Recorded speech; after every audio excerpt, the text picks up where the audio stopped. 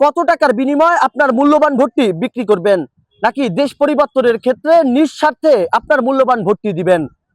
নির্বাচন আসলে সব থেকে একটি বেশি কথা গুরুত্ব পায়, সেটি হলো টাকার বিনিময়ে ভোট বিক্রি হচ্ছে।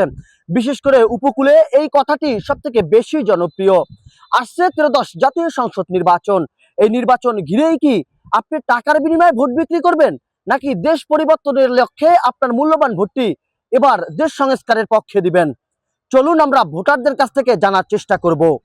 আমরা পর্যটন এরিয়ার লোক, যে পর্যটন খাতকে বেশি ডেভেলপ করবে এমন একজন লোককে আমরা এখানকার সংসদ সদস্য হিসেবে জয়যুক্ত করবো। কারণ টাকা মূল কথা না, মূল কথা হলো দেশের যে উন্নয়ন করবে তাকেই আমরা সংসদ সদস্য জয়যুক্ত করতে চাই। আপনারা বা প্লাস আমরা দেখছি বিগত 17 বছর যে দেশে নির্বাচন গেছে, জাতীয় নির্বাচন হোক, স্থানীয় নির্বাচন হোক, টাকা বিনিময় নির্বাচন হতো। আমি মনে করি সামনে ত্রয়োদশ জাতীয় সংসদ নির্বাচনে টাকা বিনিময় হচ্ছে না। এখানে দেশের ভালোবাসায়, জনগণের ভালোবাসায় যারা দেশ এবং দেশের পক্ষে কাজ করবে তারাই জনপ্রতিনিধি হবে, এটা আমি আশা রাখি। এবং দেশের মানুষ অবশ্যই তাদের যোগ্য প্রার্থীকে বেছে নেবে। এখানে অবশ্যই যারা দেশ এবং দেশের উন্নয়নে কাজ করবে তাদেরকে বেছে নেবে। দেশ পরিবর্তনের লক্ষ্যে ইনশাল্লাহ আমরা ভোট দেব। আমরা চাই ভালো একজন গণ্যমান্য লোকের ভোট দিয়ে জয়যুক্ত করে ভালোভাবে দেশটা চালাবে। দীর্ঘদিন টাকার বিনিময়ে ভোট বিক্রি হয়েছে। এবার আমরা ভোট দিতে চাই এভাবে যে দেশ পরিবর্তনের জন্য আমরা ভোট দেওয়ার জন্য সবাই।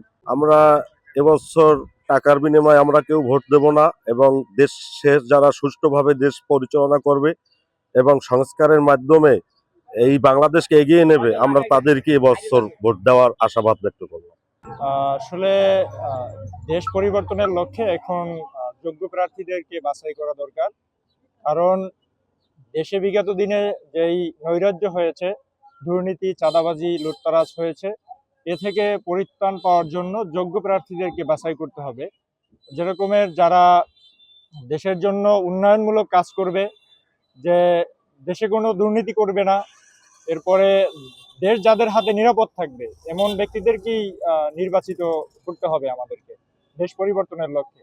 বিগত দিনে যে ভোট গেছে টাকার বিনিময়ে ভোট দিচ্ছে সেও না, আমরা উন্নয়নের স্বার্থে এবার ভোট দেব, এবং যার দ্বারা দেশ এবং আমাদের এলাকা উন্নয়ন হবে তার দিকে আমরা ভোট দেব ইনশাআল্লাহ। ভোটের টাকার কাছে বিক্রি না হই, আমরা চিন্তা করব যাতে এমন একজন লোক যাদের কাছে আমরা নিরাপদ থাকি, দেশের মানুষ এবং দেশ নিরাপদ থাকে, চিন্তা করে আমরা যোগ্য ব্যক্তিকেই ভোটটা দেওয়ার চিন্তা করব এবং দেখে শুনে ভোট দিব, যাচাই বাছাই করে ভোট দিব।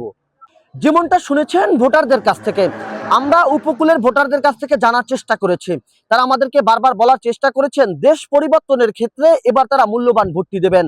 বিগত দিনে এই ভোট টাকায় বেচা কিনা হয়, এ নিয়ে অনেকবার অভিযোগ উঠলো, তবে এবার তার ব্যতিক্রম ভাবছে ভোটাররা। তারা বলার চেষ্টা করছে দেশ এবং মানুষের পরিবর্তনের ক্ষেত্রে তাদের মূল্যবান ভোটটি দিবেন। এমনটাই আমরা জানার চেষ্টা করেছি এই ভোটারদের কাছ থেকে। তারা স্পষ্টভাবে আমাদেরকে আরেকটু জানার চেষ্টা করেছে, এবার যদি ভোট কেন্দ্রগুলো নিরপেক্ষ এবং সুষ্ঠুভাবে ভোট দিতে পারে, সেক্ষেত্রে দেশ পরিবর্তনের ক্ষেত্রে তারা মূল্যবান ভোট রাখবে। এবার টাকার কাছে বিক্রি হবে না তাদের মূল্যবান ভোটটি। জাহিদুল ইসলাম জাহিদ, বাংলা নিউজ, কুয়াকাটা।